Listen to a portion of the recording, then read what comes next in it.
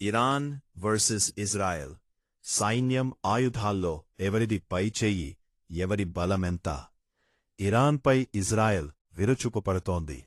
అదే సమయంలో ఇజ్రాయెల్పై ఇరాన్ ప్రతీకార దాడులు మొదలుపెట్టింది. రెండు దేశాలు బాంబుల మోతలు, మిసైల్స్తో దద్దరిల్లుతున్నాయి.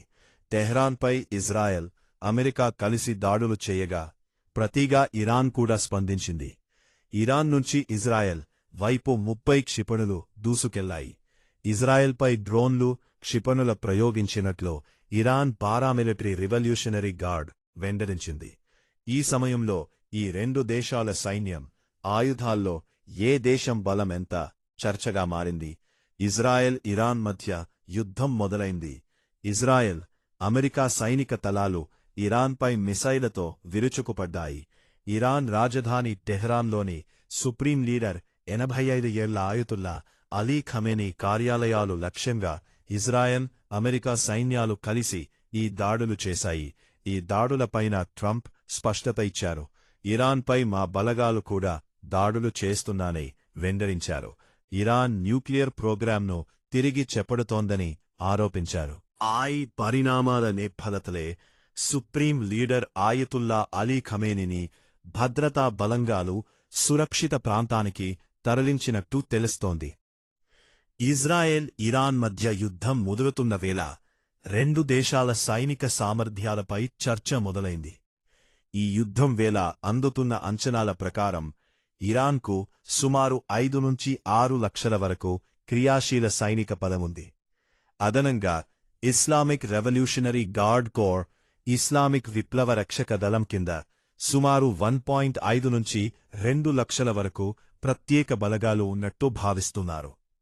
దీంతో మొత్తం కలిపి 7 లక్షల మధ్య సైనిక సిబ్బంది ఉన్నట్టు అంచనా. ఇరాన్ వైమానిక దళంలో 1979 విప్లవానికి ముందు కొనుగోలు చేసిన పాత యుద్ధ విమానాలు ఇంకా సర్వీస్లో ఉండగా ఆ దేశం స్వదేశీ క్షిపణులు, మానవరహిత వైమానిక వాహనాలు, డ్రోన్లు తయారు చేసే సామర్థ్యాన్ని గణనీయంగా పెంచుకుంది. ఇరాన్ వద్ద వేల సంఖ్యలో బాలిస్టిక్ క్షిపణులు ఉన్నట్టు అంచనా. వీటిలో కొన్ని వరకు ఇజ్రాయెల్ భూభాగాన్ని తాకగల దూర పరిధి కలిగి ఉన్నాయని చెబుతున్నారు. కాగా ఇజ్రాయెల్ సైన్యం పరిమాణంలో చిన్నదైనా అత్యాధునిక సాంకేతికతో కూడినదిగా గుర్తింపు పొందింది. సుమారు 1.7 లక్షల క్రియాశీల సైనికులు, 4 లక్షల వరకు రిజర్వ్ దళాలు ఉన్నట్టు అంచనా. ఇజ్రాయెల్ వైమానిక దళం ప్రధాన బలం అమెరికా తయారీ F-10 లైట్నింగ్ II, F-10 మంఫై పదార యుద్ధ విమానం వంటి అత్యాధునిక గుప్త సామర్థ్య యుద్ధ విమానాలు దళంలో ఉన్నాయి. ఆధునిక ట్యాంకులు, సాయుధ వాహనాలు, సముద్రంలో క్షిపణి నౌకలు, జలాంతర్గాములు కూడా ఇజ్రాయెల్కు ఉన్నాయి. అదనంగా ఐరన్ డోమ్ వాయు రక్షణ వ్యవస్థ, రాకెట్ దాడులను అడ్డుకునే సామర్థ్యంతో ప్రపంచవ్యాప్తంగా గుర్తింపు పొందింది. ఇజ్రాయెల్కు అమెరికా నుంచి లభిస్తున్న ఆర్థిక, రక్షణ సహకారం కీలక అంశం. దీంతో ఈ యుద్ధం ఎటువైపు వెళ్తుందనే ఆందోళన వ్యక్తమవుతుంది. నిన్నటి వరకు నివురుగప్పిన నిప్పులా ఉంటూ వచ్చిన ఇరాన్ ఇజ్రాయెల్ సంక్షోభం ఇప్పుడు ఒక్కసారిగా భగ్గుమంది. ఇరాన్పై ఇజ్రాయెల్ భీకర దాడికి దిగింది. ఏకంగా ఆ దేశ రాజధాని టెహరాన్పై మిస్సైళ్లు, డ్రోన్ బాంబులతో విరుచుకుపుడుతుంది.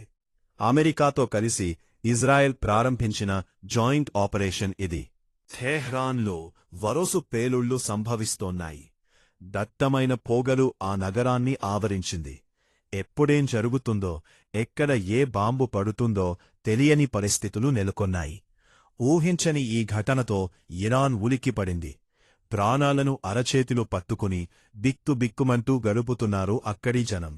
అటు ఇజ్రాయెల్లో కూడా భయాందోళనలు వ్యక్తమవుతున్నాయి. ఇరాన్ మిసైల్ దాడులకు పాల్పడుతుందనే ఆందోళనలు నెలకొన్నాయి. యుద్ధ సైరన్లు సైత మోగాయక్కడ. సరిహద్దులతో తాటు గగనతలాన్ని ఇజ్రాయెల్ మూసివేసింది. కొన్ని పౌర విమానాలను దారిమళ్లించింది. పౌరులను సురక్షిత ప్రాంతాలకు తరలి వెళ్లాలని ఇజ్రాయెల్ హెచ్చరించింది.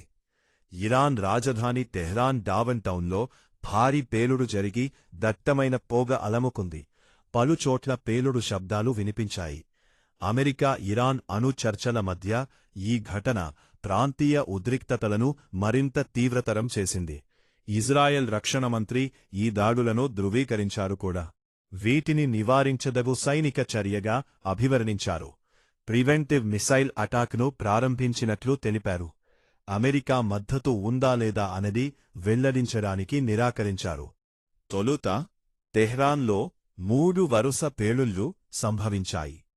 ఆ వెంటనే నగర శివారలతో పాటు అంతర్జాతీయ విమానాశ్రయం సమీప ప్రాంతాలు బాంబుల మోతలతో మార్మోగిపోయాయి. దీని తరువాత తెహ్రాన్లో మరో 2 చోట్ల బాంబులు పేలినట్లు లోకల్ మీడియా తస్నిం వెల్లడించింది.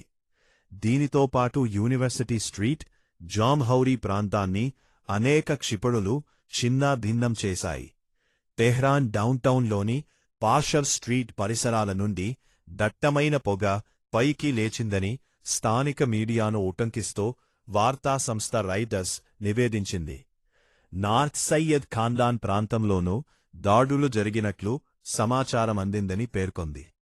పశ్చిమాసియా ఇప్పటికీ ఉద్రిక్తంగా ఉంది.